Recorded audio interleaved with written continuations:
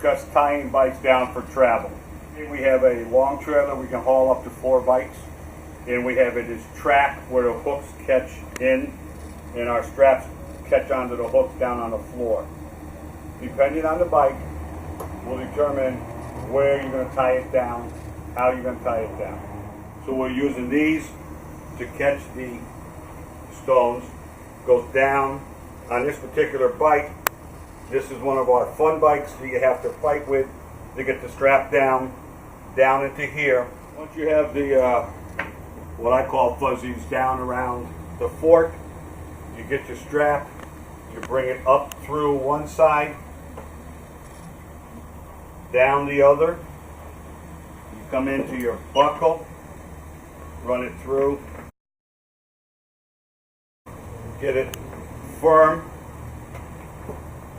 and then you're going to do the same thing on the other side, and you want it nice and steady, solid, so when you grab the handlebars, when you rock it, it doesn't move, it doesn't go one way or the other, and you should feel the trailer rock. Every time you touch this bike and move it, your trailer should be rocking. That tells you it's nice and sturdy, it's not going to bounce, it's not going to jostle around when you're going down the road.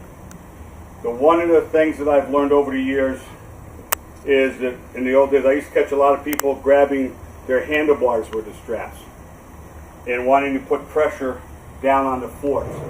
These seals in here aren't designed to be strapped and pulled the front end down. One, most people don't ever pull it down to the bottom. And second of all, as you hit a bump going down the road, the front end will still move down. Then the bike's going to want to tip one way or the other. And then when it comes back up, the straps are tightening again, but your bike will be on leaning. Now every time you hit a bump, it can lean a little more. By the time you get somewhere, you could have it against the side of your trailer, or you could have it against another bike next to it. So don't ever tie down while you're putting pressure on the forks.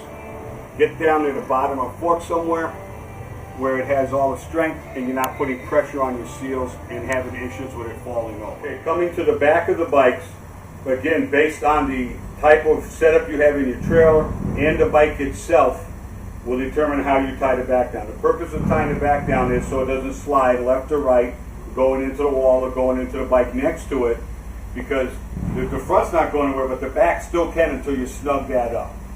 Now, on this particular bike, because of the exhaust the way it is and the way that it has the chain belt guard over here and whatnot, you can't grab this part of the frame.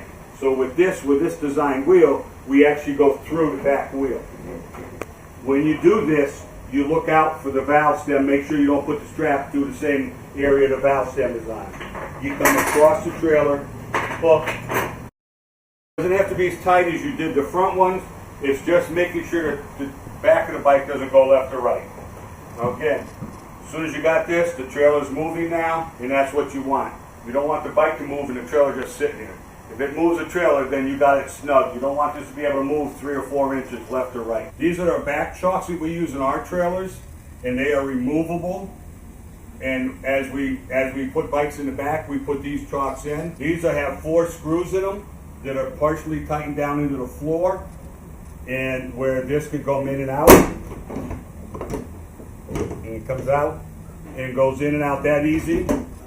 Tying of the bike down on the front and on the back is the same. The only difference is on the bikes where they're sitting on a kickstand, on the opposite side, we actually pull that front strap a couple more ratchets to make it a little tighter to remove some of the weight from down on the kickstand. So it's not sitting on the kickstand for the whole ride. We're relieving the pressure by tightening the right side down a little more than our left.